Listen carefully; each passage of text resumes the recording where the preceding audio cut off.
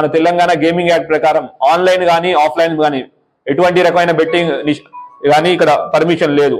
ఈ రెండు నిషేధం. దీంట్లో ఎవరైనా బెట్టింగ్ పెట్టండి, డబ్బులు సంపాదించండి, ఈజీ మనీ రండి అని ఎవరైనా మీకు ప్రోద్బలం చేస్తుంటే వాళ్ళ మీద కూడా కేసులు అవుతాయి, గ్యారంటీ జరుగుతాయి. ఇట్లాంటి ప్రమోటర్స్ కానివ్వండి, లేదంటే ఎవరైతే రన్ చేస్తున్నారో వాళ్ళ మీద గ్యారంటీ కేసులు అవుతాయి, వాళ్ళు పట్టుకోవడం జరుగుతుంది. మీకు అందరికీ తెలుసు, గవర్నమెంట్ దీని మీద చాలా సీరియస్ గా ఉంది. తెలంగాణ పోలీస్ ఇంకా సీరియస్ గా ఉంది. ఆల్రెడీ ఒక ఎస్ఐటి, ఒక ఐజీ ర్యాంక్ ఆఫీసర్ నేతృత్వంలో ఎస్ఐటి కూడా ఒక ఫామ్ చేసింది, స్పెషల్ ఇన్వెస్టిగేషన్ టీమ్. నిజామాబాద్ లో స్పెసిఫిక్ గా ఇటువంటి బెట్టింగ్ రిలేటెడ్ యాప్స్ కానీ బెట్టింగ్ రిలేటెడ్ ఇష్యూస్ కానీ ఉంటే దాని మీద స్పెషల్ ఫోకస్ పెట్టాం. మీకు 10వ నెలలో ఇక్కడ తెలంగాణలో మన ఎర్పల్లిలో ముగ్గురు ఒకే కుటుంబానికి చెందిన ముగ్గురు సూసైడ్ చేసుకున్నారు.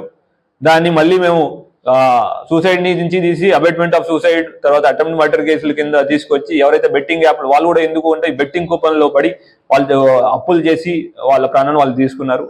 అట్లానే ఇది కూడా వాళ్ళు ఆ కేసు మళ్ళీ మేము రీఓపెన్ చేయడం జరిగింది. యాప్ ఏవైతే ఉన్నాయో దీని ద్వారా బెట్టింగ్ పెట్టో దాన్ని కూడా ఐడెంటిఫై చేయడం జరిగింది. యాప్ గురించి మేము ఫైనాన్షియల్ ఇన్వెస్టిగేషన్ ద్వారా ఎవరి దగ్గరికి మనీ వెళ్ళిందో వాళ్ళు కూడా పట్టుకోవడం జరుగుతుంది. అట్లానే మనకి మొన్న ఒక కేసు రూరల్ పోలీస్ స్టేషన్ లో ఒక యువకుడు బెట్టింగ్ లో డబ్బులు పోయినాయని ఆత్మహత్య చేసుకున్నాడు.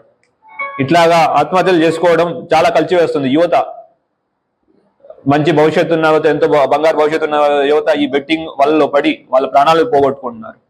ఒకవేళ వాళ్ళు ఎందుకు ఆత్మహత్య చేసుకున్నారని మేము స్టడీ చేస్తే ఏమైందంటే వాళ్ళకి ఇది అవమానం ఫీల్ అయ్యి, లేదంటే ఎవరైనా చిన్న చూపు చేస్తారని ఏదో ఒకటి ఆ భావన వల్ల వాళ్ళు ఆ ఎక్స్ట్రీమ్ స్టెప్స్ కి వెళ్తున్నారు.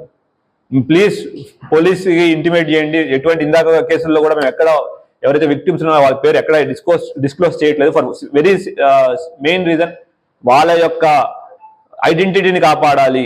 వాళ్ళు వచ్చి బయటకు వచ్చి చెప్పినందుకు మేము వాళ్ళకి సహాయపడాలనే ఉద్దేశంతో వాళ్ళ ఐడెంటిటీని మేము ఎక్కడ రివీల్ చేయట్లేదు. అట్లానే ఎవరైనా ఈ బెట్టింగ్ కూపన్ లో పడిపోయి ఉన్నారు అనుకుంటే ప్లీజ్ మాకు ఇంటిమేషన్ ఇవ్వండి, లేదంటే మాకు పోలీసుని రీచ్ అవ్వండి. 1930 కానివ్వండి, డైల్ 100 కానివ్వండి, లేదంటే లోకల్ పోలీస్ స్టేషన్ కానీ రీచ్ అవ్వండి. మేము విల్ ప్రొటెక్ట్ యువర్ ఐడెంటిటీ. అట్లానే మిమ్మల్ని మోసం చేసి ఈ బెట్టింగ్ యాప్ లో వలలో లాగిన వాళ్ళని గ్యారంటీ వాళ్ళ మీద యాక్షన్ తీసుకోవడం జరుగుతుంది. అట్లానే తల్లిదండ్రులు కూడా విజ్ఞప్తి, మీ పిల్లలు ఎవరైనా ముభావంగా ఉన్నా కానీ, లేదంటే ఇంకెన్ని ఏదో రకంగా వాళ్ళు బిహేవ్ చేస్తుంటే కూడా ప్లీజ్ పిల్లలతో మాట్లాడండి. ఏంటి ఇబ్బంది కనుక్కోండి. ఒకవేళ ఇట్లాంటి బెట్టింగ్ భూతానికి కానీ, లేదంటే బెట్టింగ్ అనే కాదండి, ఎటువంటి వ్యసనానిలోనైనా మీరు తెలుసుకుని మాకు ఇంటిమేషన్ మీరు తెలుసుకుని మీరు మాట్లాడితే పిల్లలు అటువంటి ఎక్స్ట్రీమ్ స్టెప్స్ కి వెళ్ళరు. సో అది ఒక రిక్వెస్ట్. తర్వాత బెట్టింగ్ అనేది టెర్రరిస్ట్ యాక్టివిటీస్ లాంటిది. బెట్టింగ్ ఎవరైతే ప్రమోట్ చేస్తున్నారో ఎవరైనా కానివ్వండి, వాళ్ళు కూడా సైబర్ టెర్రరిస్టే. వాళ్ళ మీద అంతే స్ట్రిక్ట్ గా మేము యాక్షన్ తీసుకోవడం జరుగుతుంది. మీకు తెలిసి కానీ మీ ఏరియాలో ఎవరైనా బెట్టింగ్ ఆడుతున్నట్టు కానీ ఎటువంటి ఇన్ఫర్మేషన్ ఉన్నా ప్లీజ్ మాకు షేర్ చేయండి. వాళ్ళ మీద స్ట్రిక్ట్ యాక్షన్ తీసుకోవడం జరుగుతుంది. అందులోనూ మేము sections normal gaming act sections తో కాకుండా వీటిని బెట్టింగ్ ని ఆర్గనైజ్డ్ క్రైమ్ కింద మేము ట్రీట్ చేస్తున్నాం. దానికి అనుగుణంగానే సెక్షన్స్ పెట్టడం జరిగింది. సో ఎవరైనా ఈ బెట్టింగ్ ప్రమోట్ చేస్తే వాళ్ళ గ్యారంటీ జైలు పోవడమే కాకుండా ప్రాపర్టీ ఏదైతే సంపాదించారో ఇదంతా జప్తు చేయడం జరుగుతుంది.